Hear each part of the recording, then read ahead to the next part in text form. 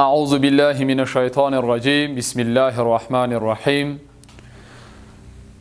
درنو لیدونکو، ګرانو زده کوونکو، السلام علیکم ورحمت الله وبرکاتو. الله پاک دی وکړي چې جوړ روغ د روغتیا جامې مو په تن وي. نوم مې رفیع الله تخلص حبیبي کوم. ټولګی مو لسم، مضمون مو کیمیا، موضوع مو د تیرو درسونو پر دوام د جامداتو عمومي خواص دي.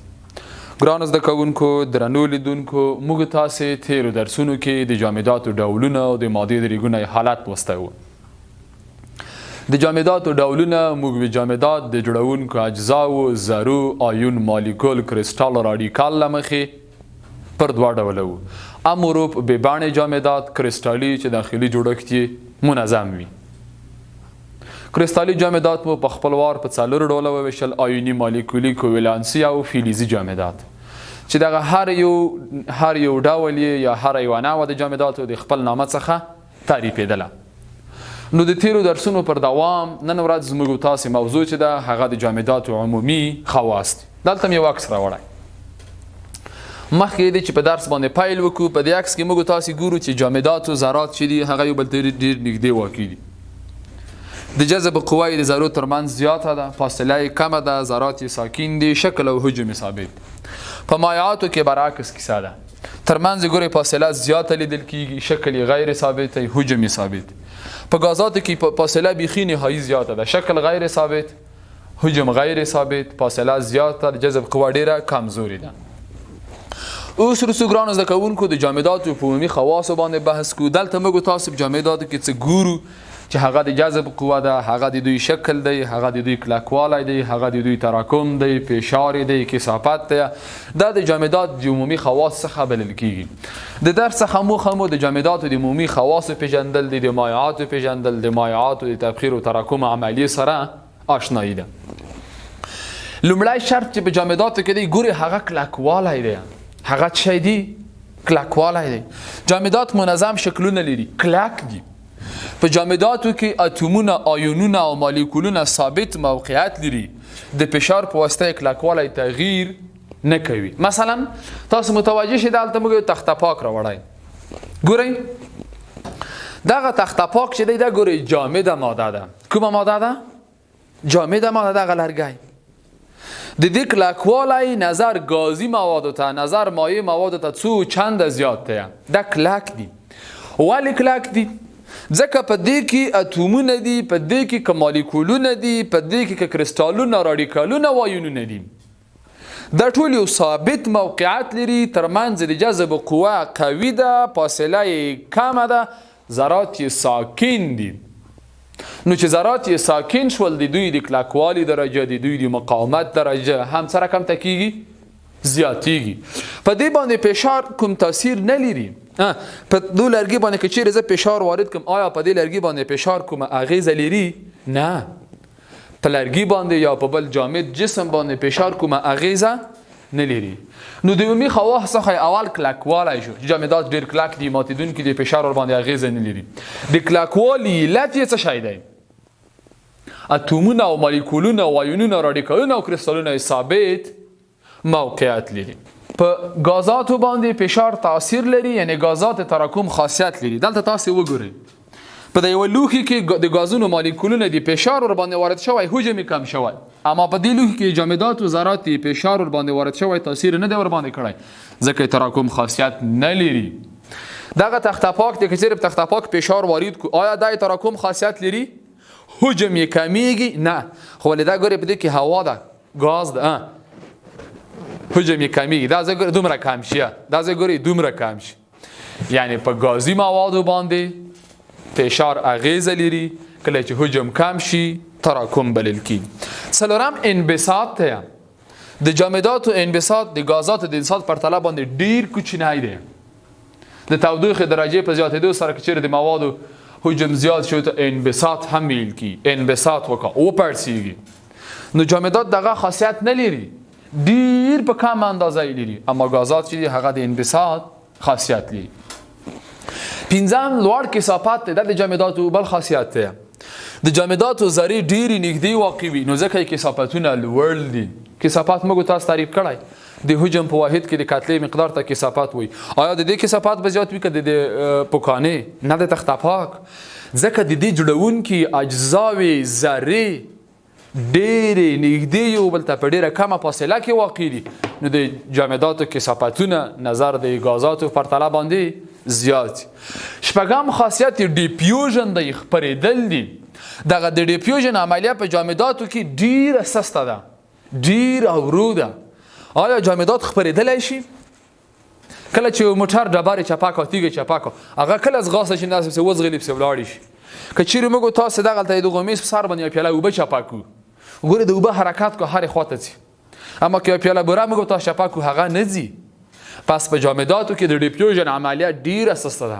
د ډیفیوژن خپرېدلو عملیه چې کومه ده، د هغوی چټکتیا چې کومه ده، لومړی په غازاتو کې ډېره چټکه ده، بیا په مایعاتو کې نسبتا ده، اما په جامداتو کې بیخي ډېره ورو ده. اووم خاصیت چې کوم دی هغه د بخار فشار دی.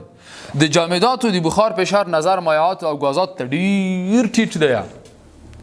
بخار فشار انشاءالله موږ تاسو وروسته ویایو. دا په جامداتو کې ډېر ټیټ دی، اما په مایعاتو او غازاتو کې ډېر زیات دی. اتم خاصیت حرکي انرژي ده. د جامداتو د ذرو حرکي انرژي نظر د مایعاتو او غازونو حرکي انرژي ته ډېره ضعیفه ده. ګورې د غازاتو حرکي انرژي د مالیکولونو سره کم زیاته ده. که دلته موږ تاسو 1 کیلو غاز خوشې کړو، ممکن په ضرب د 1 ثانیه کې دا ټول درسي ټولګی غاز په سر باندې ونیسي.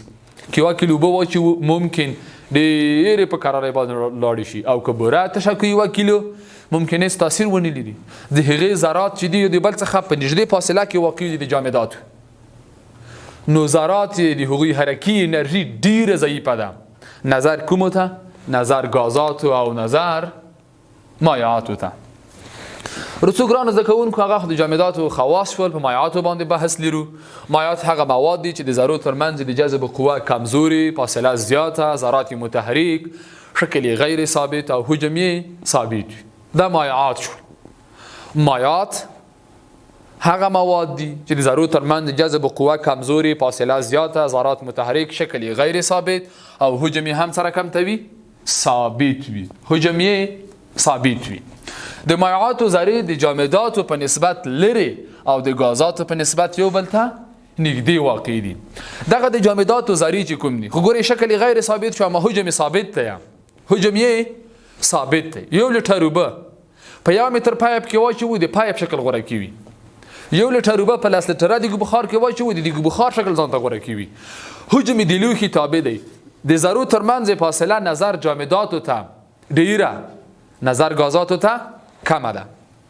د مایعاتو عمومي خواص: اول، مایعات د تراکم او انبساط خاصیت ډیر ضعیف لري. دویم، د مایعاتو کثافت او حرکي انرژي د جامداتو او غازاتو په نسبت منځنی حد لري. یعنی حرکي انرژي د جامداتو څخه ډیره، د غازاتو څخه کمه. فاصله د غازاتو څخه کمه، د جامداتو څخه ډیره. دریم، د مایعاتو خپرېدل د غازونو په پرتله چټک دي او د مایعاتو د مالیکولونو ترمنځ ټکر زیات دی. ټکر د مالیکولونو ترمنځ څه ډول دی؟ زیات دی. بړاس کېدل د خپله د مایعاتو د ځانګړتیاوو څخه یوه ځانګړتیا ده. د تودوخې په واسطه د یوې مایع بدلېدل په غاز باندې دغو ته بړاس بلل کېږي. بړاس عملیه ویل کېږي. ګورئ دلته یو لوښی دی، د لوښي کې موږ اوبه اچولي، که چیرې دې ته موږ تاسو تودوخه ورکړو، ګورئ ځینې مالیکولونه ورڅخه په غاز بدلېږي. د مایعاتو تبدیلېدل په غاز دغو ته بړاس کېدل یا د تبخیر عملیه ویل کېږي. د بړاس فشار هغه فشار چې د بړاس شویو مالیکولونو په شتون کې د مایع په پورتنۍ برخه کې منځته راځي د بړاس فشار بلل کېږي. ګورئ دغه مالیکولونه چې دلته پورته ځي بخار کېږي، یوې قوې ته ضرورت لري تر څو دا مالیکولونه پورته بوځي. دغو قوې ته د بړاس فشار وایي. څه ورته وایي؟ د بړاس فشار. د بړاس فشار هغه فشار دی چې د بړاس شویو مالیکولونو په شتون کې د مایع په پورتنۍ برخه کې منځته راشي، د بړاس د فشار په نامه سره یادېږي. متوجه شئ تاسو تختې ته؟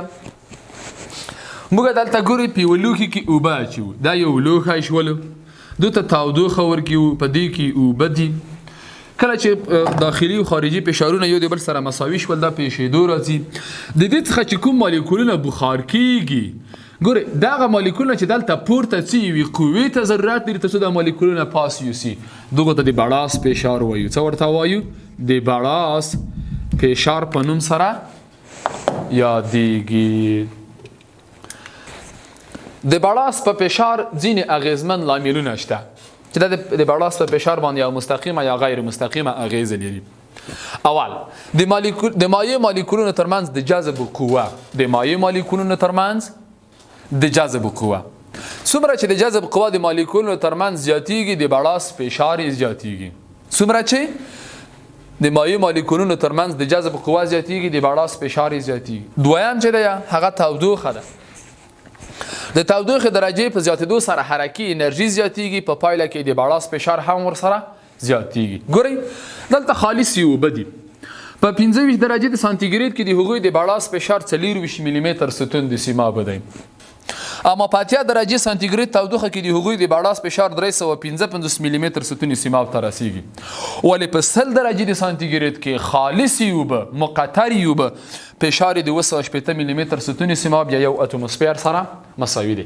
هر څومره چې تودوخه زیاتیږي حرکي انرژي زیاتیږي، بړاس فشار هم ورسره څه ډول کیږي؟ زیاتیږي. دریم ډول د مالیکولونو سایز او اندازه.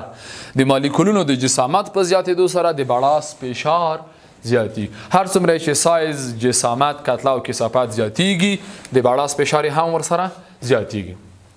دغه مایعات چې موږ تاسو ولوستل ګورئ دا په دوه طریقو سره موږ تاسو لاسته راوړای شو. اول د جامداتو ویلي کېدل، دویم د غازونو سړول دي. ګرانو زده کوونکو د مایعاتو کارونه ده. مایعات د موږ تاسو د ژوند یو ډیر اساسي مواد بلل شوي دي. په مختلفو ځایونو کې دوی د استعمال ځای لري. مایعات په مختلفو ډولو، په مختلفو حالاتو یا په مختلفو حجمونو سره، په مختلفو رقمونو سره پیدا کیږي. یا عضوي وي یا غیر عضوي وي، یا ګټور وي یا مفید وي. مثلا ځینې مایع مواد چې هغه د انسان د بدن لپاره ډیر اړین دي لکه اوبه یو ډیره مهمه اساسي ماده د ژوند بلل شوې ده. ځینې داسې مایع مواد چې هغه د انسان د بدن لپاره